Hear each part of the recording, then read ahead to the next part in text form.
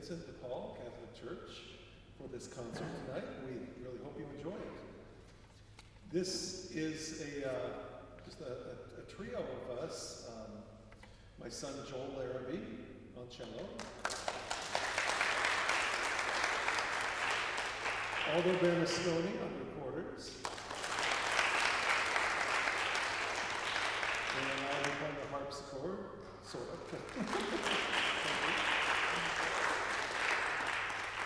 This came about, I've known Aldo for maybe about 15 years, and I met him when I was organist over at St. James Episcopal Church, and he was in the choir there and played recorders occasionally. And over the years, we would get together maybe once or twice a year to play some music together. And about 2 years ago, we were just like, life's too short. Let's get together more often. And so every Sunday night, the three of us would get together. And Aldo had built a harpsichord, or restored a harpsichord in his house, and we would get together and play music. And we played at a few of the rest homes around town.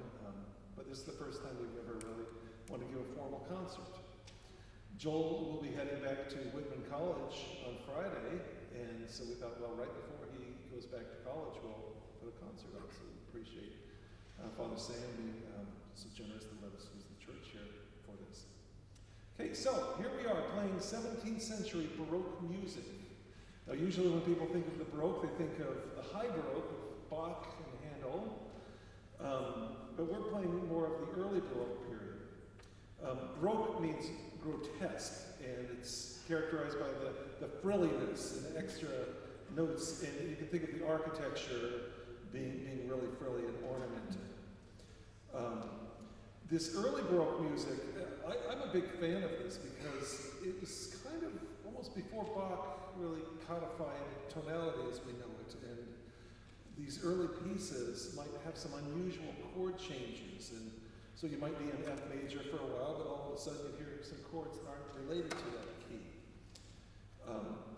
Much of the music during this time was written in suites of dance music from various countries. You'll hear the Gigue from the British Isles, and Allemand from Germany, and the Gavotte from France, for example.